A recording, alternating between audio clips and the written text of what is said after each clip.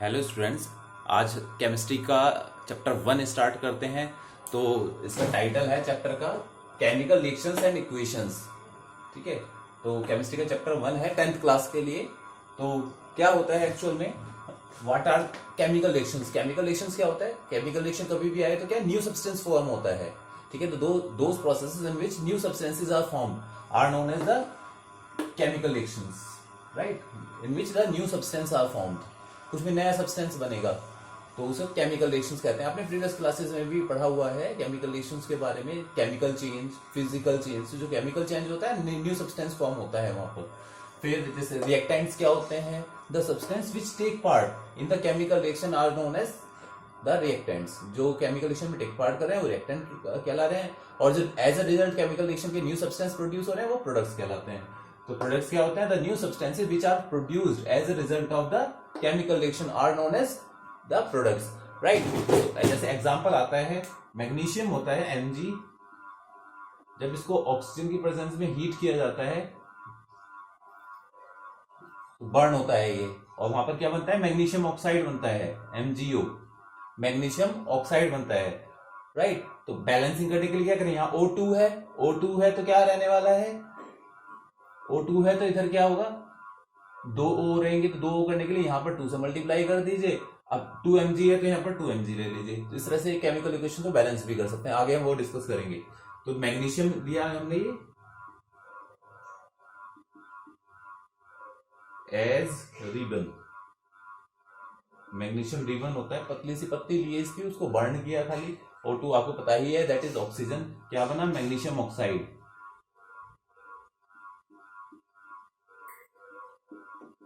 Magnesium oxide बन गया, कैसा, व्हाइट पाउडर बनता है, व्हाइट पाउडर बनता है। और मैग्नीशियम तो पता ही है आपको क्या होता है, मेटल होता है। मेटल का एक पतला सा रिबन लिया था तो उसको बर्न किया था हमने, और वो मैग्नीशियम ऑक्साइड। तो देखिए ये दोनों जो केमिकल रिएक्शन में टेक पार्ट करें, दीज आर रिएक्टेंट्स, और दिस इज द प्रोडक्ट। ठीक है, तो इसी को रिएक्टेंट और प्रोडक्ट कहते हैं। This is a chemical reaction because new substance is formed. New substance is what, that is magnesium oxide. तो मैग्नीशियम ऑक्साइड यहाँ बन रहा है जो कि न्यू सब्सटेंस है, तो केमिकल रिएक्शन हो गया ये।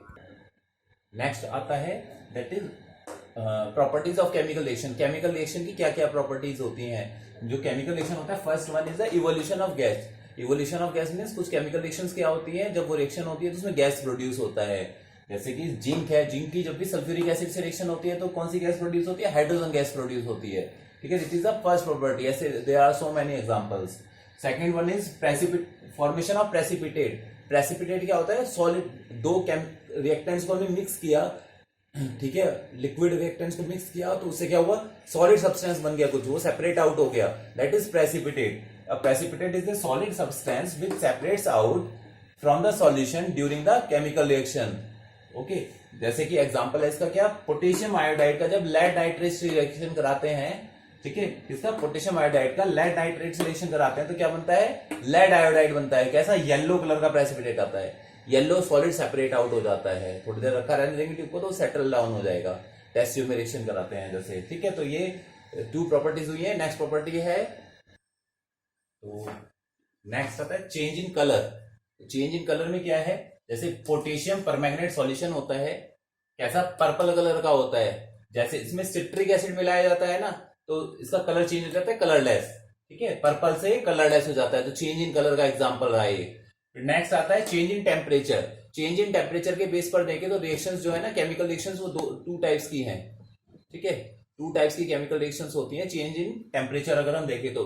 First one is the exothermic reaction, second one is the endothermic reaction. Exothermic reaction वो रिएक्शन होती है जिसमें जब रिएक्शन कराई जाती है तो हीट प्रोड्यूस होती है, हीट प्रोड्यूस होगी तो एक्सोथर्मिक, और हीट कंज्यूम होगी रिएक्शन के द्वारा तो क्या होने वाला है, एंडोथर्मिक रिएक्शन होने वाली है। तो 2 तरह की रिएक्शंस होती हैं।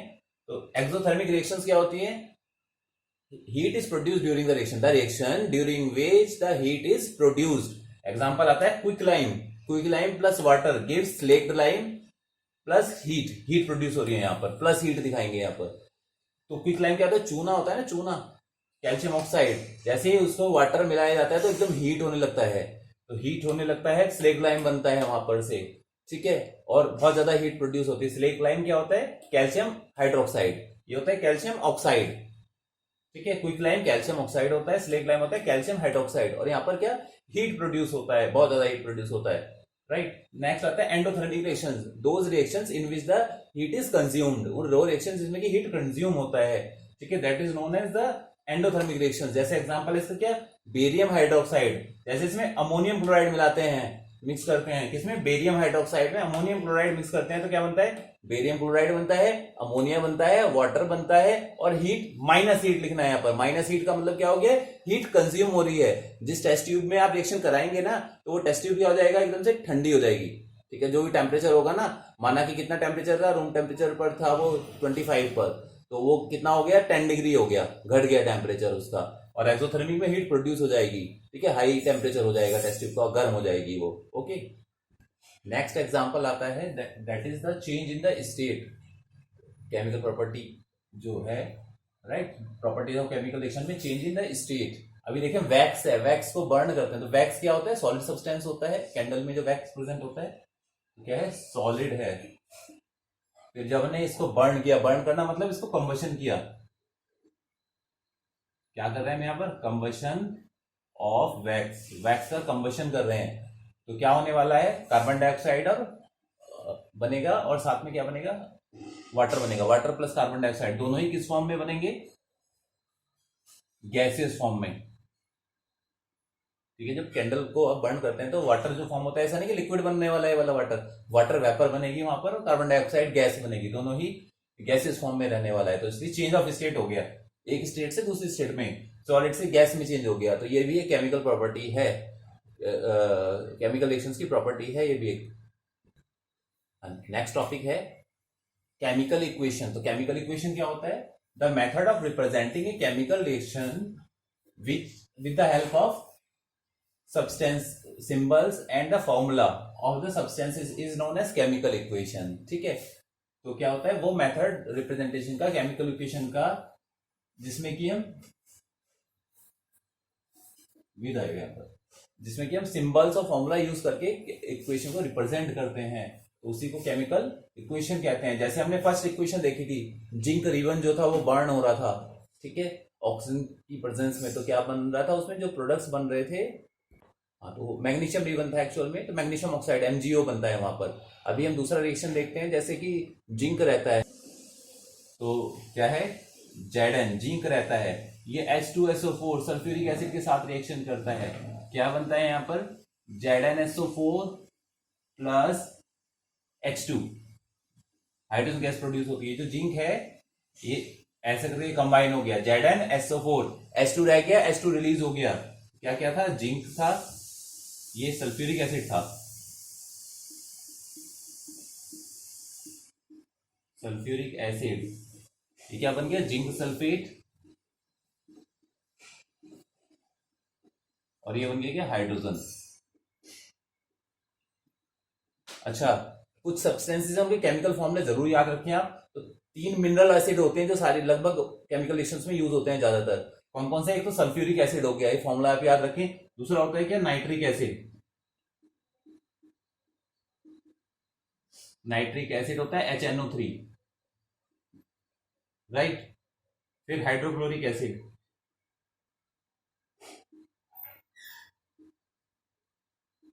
क्या फॉर्मूला होता है, HCl, ठीक है। फिर कुछ बेसिस होते हैं, जैसे sodium hydroxide,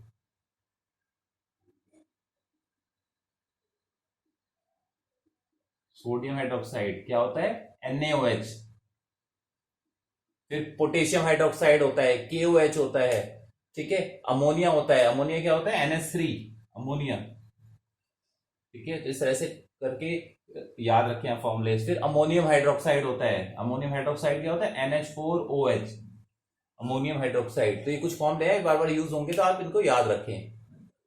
now question is how to balance the chemical equation, chemical equations को हम बैलेंस कैसे करते हैं। तो इसके लिए क्या एक एग्जांपल लिया हमने, right balance equation for methane burns in oxygen to form carbon dioxide and water. Methane burn हो रही है ऑक्सीजन में, कार्बन डाइऑक्साइड और वाटर बना रही है, ठीक है। तो इसको स्टेप बाय स्टेप कैसे करने का है आप समझिए इसको। तो सबसे पहले केमिकल फॉर्मुलेस पता होने चाहिए इनके, तभी हम सॉल्व कर सकते हैं। तो क्या क्या है दिया हुआ, मीथेन। तो मीथेन का क्या फॉर्मूला होता है, CH4 बर्न्स इन ऑक्सीजन की प्रेजेंस में बर्निंग होती है। इट गिव्स, क्या दे रहे हैं, to form carbon dioxide CO2 plus water, water is H2O। तो सबसे पहले हमें क्या करना है, रिएक्टेंट और प्रोडक्ट में जो एटम्स प्रेजेंट है वो लिखना है। तो कौन कौन से एटम्स हैं हमारे पास में, एक तो कार्बन है, C है, दूसरा क्या है H है, तीसरा क्या है O है। ठीक है, ये 3 एटम्स ही प्रेजेंट है रिएक्टेंट्स में भी प्रोडक्ट्स में भी। तो किस किस में देखना है हमें, रिएक्टेंट्स में और प्रोडक्ट्स में,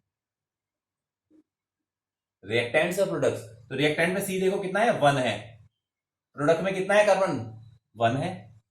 फिर हाइड्रोजन देखो रिएक्टेंट में कितना है 4 है, और प्रोडक्ट में कितने हैं 2 है। फिर ऑक्सीजन कितना है रिएक्टेंट में 2 है, और प्रोडक्ट में कितना है 2 तो यहां पर है, और 1 ये रहा 3 है। तो सबसे पहले हमें बैलेंस किसको करना है, ठीक है, इस तरह से करके ये आ गया है। ये टेबल आपको हमेशा बनाना पड़ेगा। तो सबसे पहले किसको बैलेंस करें, जो इजीली मल्टीप्लाई करके हम बैलेंस कर सके। तो सबसे पहले हम किसको बैलेंस करने वाले हैं, देखिए ये 4 है, ये 2 है, देखो 1 1 तो बैलेंस है, अब इसको तो छेड़ना नहीं है। 4 2 है और 2 3 है, तो ये केस में बैलेंस करना मुश्किल है थोड़ा, यहां पर बैलेंस कर लेते हैं हम। 4 और 2 सिंपल सा, यहां 2 की मल्टीप्लाई हो जाएगी तो 4 हो जाएगा। ठीक है, तो यही लिख देते हैं हम, मल्टीप्लाई, कौन से साइड में मल्टीप्लाई करना है, केवल H वाली टर्म में, यानी H2O में मल्टीप्लाई करना है। Multiply H2O of RHS by 2 से मल्टीप्लाई किया केवल इसमें, किस लिए, टू बैलेंस H एटम्स। किसको बैलेंस कर रहे हैं अभी हम, H एटम्स को बैलेंस कर रहे हैं। तो क्या इक्वेशन आ जाएगा हमारा, रीराइट कर लेते हैं, CH4 plus O2 gives CO2 plus 2H2O। ठीक है, 2H2O हो गया हमारे पास में, और कुछ नहीं हमने इसको किया, केवल ये वर्कआउट किया। फिर दोबारा से यही करना है क्या, रिएक्टेंट और प्रोडक्ट, ऐसे भी लिख सकते हैं शॉर्ट में, राइट। एग्जाम में आप कंप्लीट लिखें, फुल लिखें। तो क्या क्या एटम्स है, C है, H है और O है।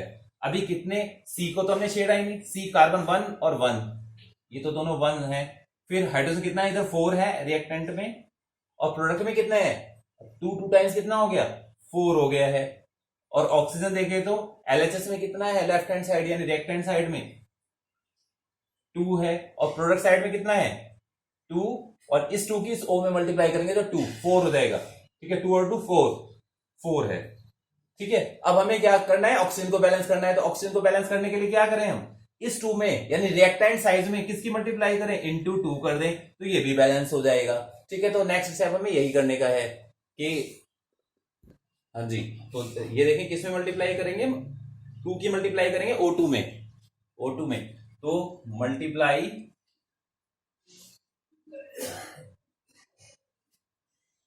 O2 of reactant by 2 to balance O atom को बैलेंस करने के लिए हमने 2 से मल्टीप्लाई किया। तो क्या हो जाएगा इक्वेशन, CH4 प्लस 2O2। ठीक है, यहां पर भी 2 से मल्टीप्लाई कर दिया इसमें, गिव्स CO2 प्लस 2H2O। अब इसको देखिए क्या ये बैलेंस हो रहा है, ये क्या स्टेटस है इसका। तो रिएक्टेंट और प्रोडक्ट के एटम्स चेक कर लेते हैं, कौन कौन से एटम है, C, H और O एटम्स। C कितने हैं यहाँ पर 1, और RHS में भी 1 है, तो 1 1। H देखें तो 4 है इधर, और उधर भी 2 टाइम्स 4 है, 4। फिर ऑक्सीजन कितने हैं यहाँ पर 2 टाइम्स 4, और RHS में कितने हैं 2 और 2 4। ठीक है, इस 2 की इसमें मल्टीप्लाई कर देते, ऑक्सीजन कितना 1 है, 1 में 2 की मल्टीप्लाई करेंगे, 2 1 टाइम्स 2 आएगा, तो 2 ऑक्सीजन हो गए हैं और 2 इधर ऑक्सीजन, तो 4 हो गए टोटल ऑक्सीजन, बैलेंस हो गया इक्वेशन। रिएक्टेंट और प्रोडक्ट क्या हो गए हैं, बराबर हो गए हैं। Number of atom in the reactant are equal to number of atoms in the products. तो इक्वल हो गया, तो इसलिए इक्वेशन तो बैलेंस हो चुकी है। लेकिन now we have to make the equation more informative, equation को और ज्यादा इन्फॉर्मेटिव बनाने का है।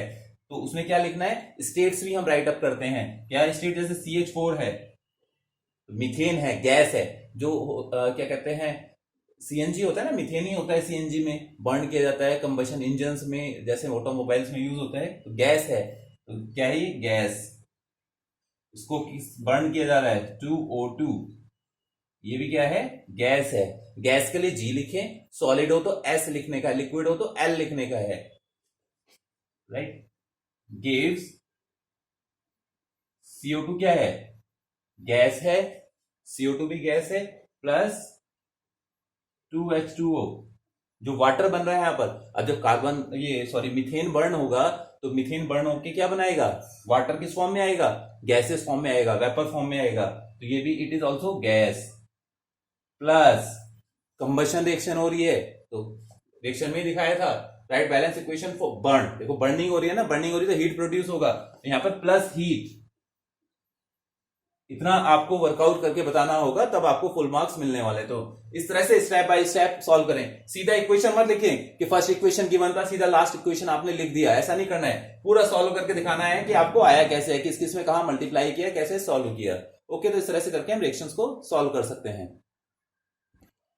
नेक्स्ट एग्जांपल आता है बैलेंसिंग करने के लिए ही, right, balance equation for heated iron metal. Iron metal है, रिएक्ट विद स्टीम, स्टीम से रिएक्ट कर रहा है to form iron second third oxide and hydrogen. ठीक है, अब आयरन सेकंड थर्ड ऑक्साइड क्या होता है, आयरन 2 वैलेंसी शो करता है, 2 वैलेंसी शो करता है। क्या क्या रहता है वो, जब आयरन सेकंड वैलेंसी शो करता है तो आयरन ऑक्साइड क्या होता है, FeO। आयरन Fe की भी 2 वैलेंसी होती है, ऑक्सीजन की तो 2 ही होती है वैलेंसी। जब वैलेंसी इक्वल होती है तो ऐसे करके फॉर्मूला लिखते हैं हम। फिर आयरन थर्ड ऑक्साइड जो होगा वो क्या होता है, Fe और O। Fe की वैलेंसी कितनी है, 3 है, तो यहां लगा दिया। Fe की वैलेंसी ऑक्सीजन लगा दी, ऑक्सीजन की 2 है, यहां लगा दी। ठीक है, तो ये क्या है, आयरन थर्ड ऑक्साइड है, ये आयरन सेकंड ऑक्साइड है। इन दोनों को ऐड कर दें, मींस दोनों ऑक्साइड बन रहे हैं एक साथ, तो क्या हो जाएगा, Fe3O4, Fe3O4, राइट। तो ये होता है आयरन सेकंड थर्ड ऑक्साइड। तो यही हम रिएक्शन में मेंशन करने वाले हैं। ओके, तो स्टार्ट करते हैं रिएक्शन को।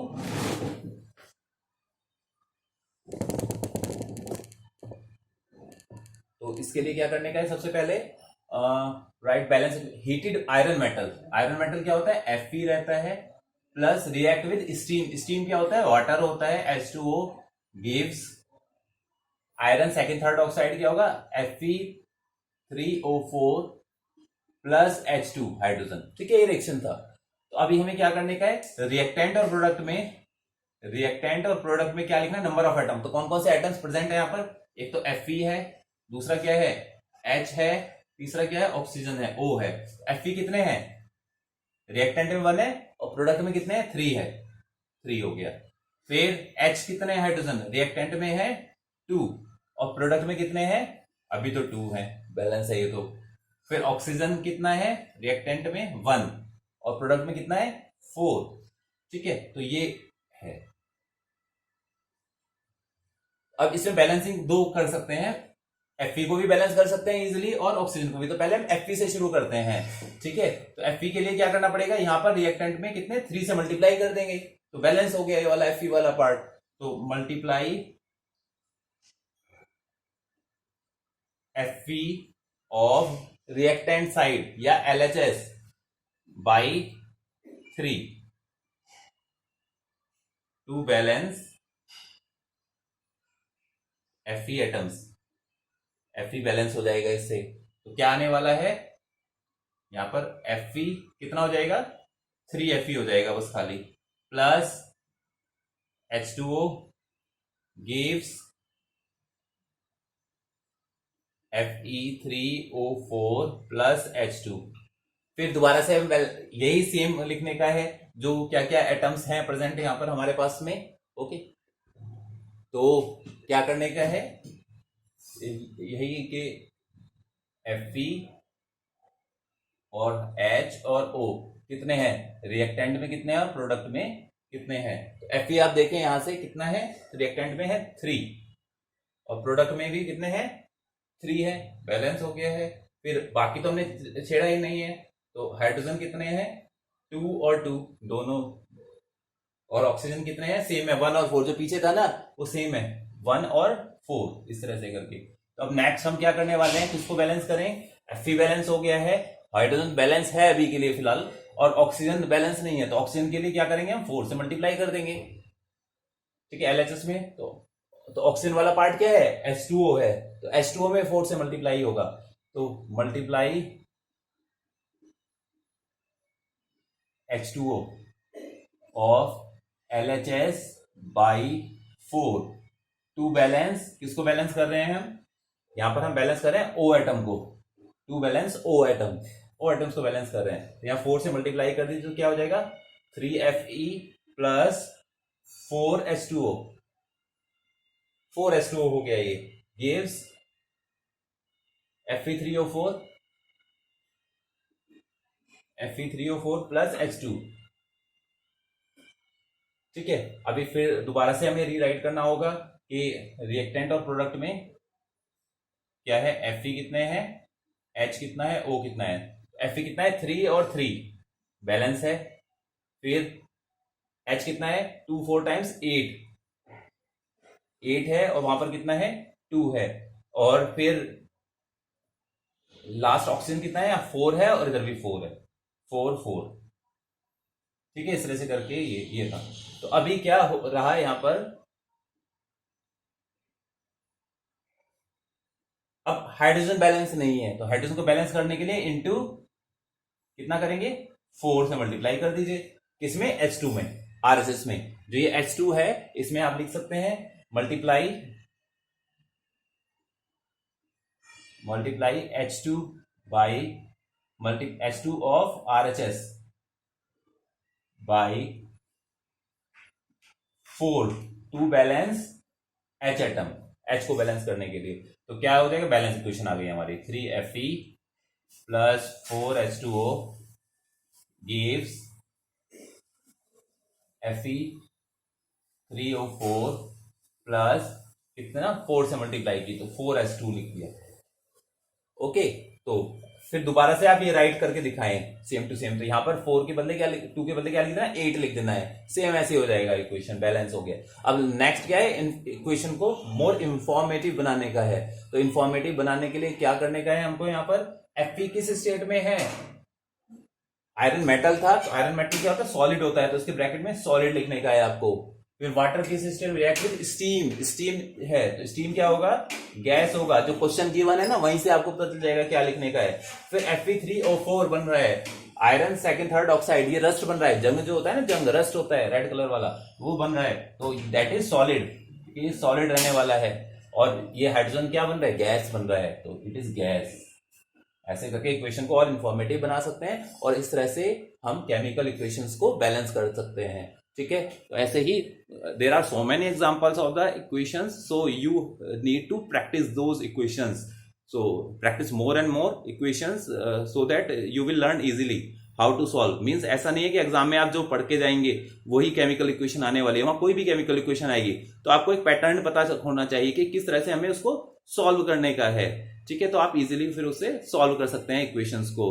तो आज के लेक्चर में हम इतना ही रहने देंगे, आगे जो नेक्स्ट पार्ट है इसका नेक्स्ट लेक्चर में हम डिस्कस करने वाले हैं। Thank you.